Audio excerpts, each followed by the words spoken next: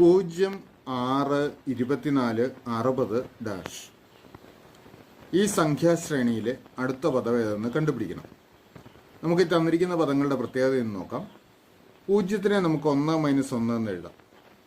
6-നെ 8 - 2 എന്ന് എഴുതാം. 24-നെ 27 - 3 എന്ന് എഴുതാം.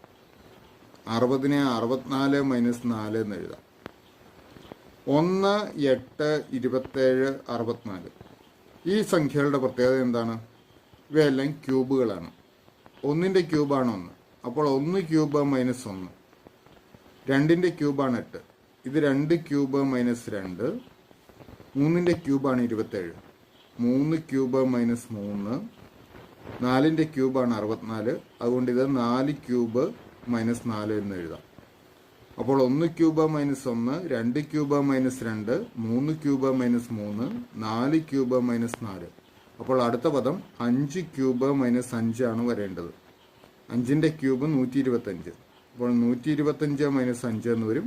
അതായത് 120 ആണ് വരേണ്ട പദം. ശരി ഉത്തരം ഓപ്ഷൻ ഡി, 120.